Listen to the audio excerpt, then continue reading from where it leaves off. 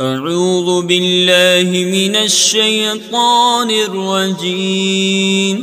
بسم اللہ الرحمن الرحیم بسم اللہ الرحمن الرحیم۔ میں مجاہد حسین رضوی، استاذ دارالعلوم غریب نواز الہ آباد، درجہ ثامنہ کے متعلمین سے مخاطب ہوں اور بیضاوی شریف کا درس دینے جا رہا ہوں۔ ایاک نعبد و ایاک نستعین کی تفسیر بیضاوی میں اپنے اختتام کو پہنچی۔ آج ہمیں اہدنا الصراط المستقیم کی تفسیر کے تعلق سے درس دینا ہے۔ آج جس عبارت کا مجھے درس دینا ہے، پہلے اسے آپ سماعت کر لیں۔ اہدنا الصراط المستقیم بیان للمعونۃ المطلوبہ فکأنہ قال کیف اعینکم فقالوا اہدنا، او افراد لما هو المقصود الاعظم۔ اس آیت سے متعلق قاضی صاحب تین بحثوں کا ذکر کریں گے۔ پہلی بحث یہ ہے کہ اہدنا الصراط المستقیم کا ماقبل کی آیت سے وجہ ربط کیا ہے۔ دوسری بحث ہدایت کی تحقیق سے متعلق، اور تیسری بحث صراط مستقیم کی تحقیق سے متعلق ہے۔ آج کے سبق میں مجھے صرف ربط کے تعلق سے گفتگو کرنی ہے۔ اہدنا الصراط المستقیم کا ماقبل کی آیت سے کیا ارتباط ہے، اس کے متعلق مفسرین کی دو رائیں ہیں۔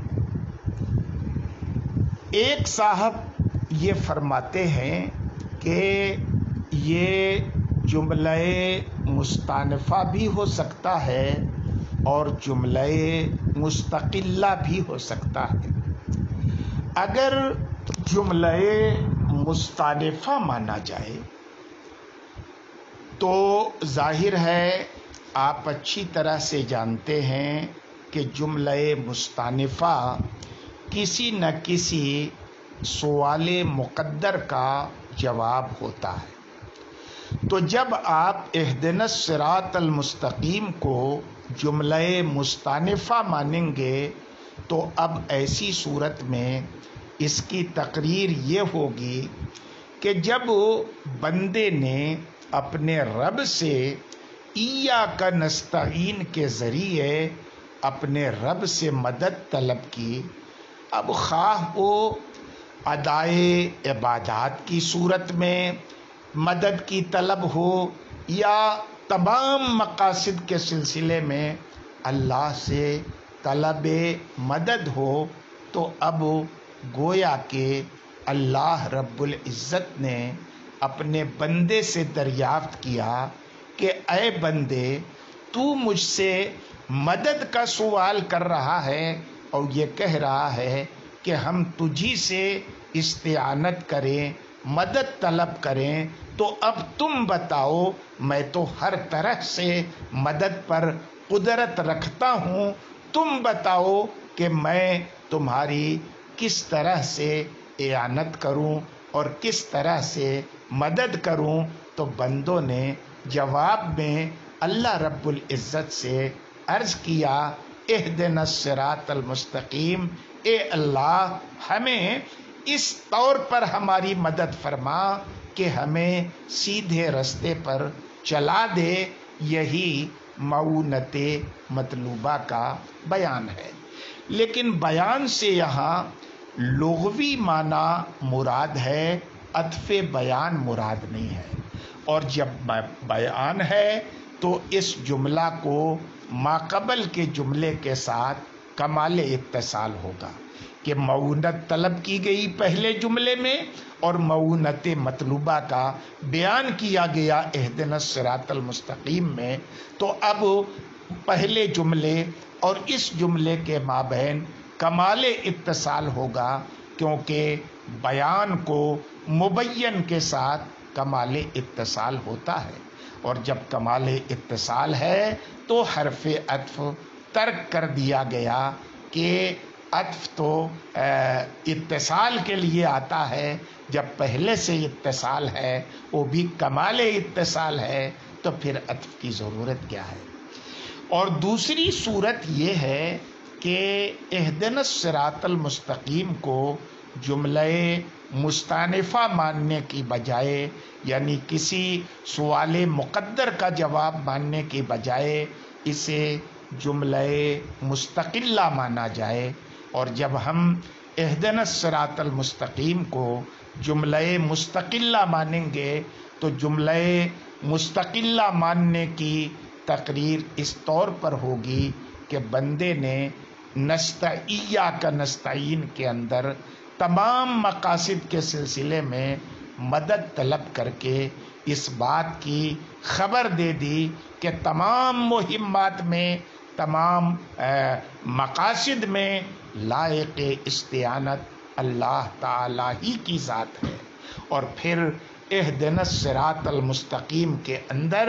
مستقلاً اس چیز کی بندے نے طلب کی جو ان مقاصد میں سب سے بڑا مقصود ہے، یعنی صراط مستقیم پر چلنا، تو گویا کہ ماقبل کا جملہ خبر ہوا اور اہدنا الصراط المستقیم انشاء، اور جب ایک خبر اور ایک انشاء ہے تو ان دونوں کے بیچ کمال انقطاع ہو گیا، اور جہاں کمال انقطاع ہوتا ہے وہاں بھی حرف عطف کو ترک کر دیا جاتا ہے۔ کمال اتصال کی بنیاد پر بھی عطف نہیں ہوتا اور کمال انقطاع کی بنیاد پر بھی عطف نہیں ہوتا۔ عطف وہاں ہوتا ہے جب اتصال اور انقطاع کے مابین بین کی حالت ہو۔ دوسرے شارحین نے اس کی تقریر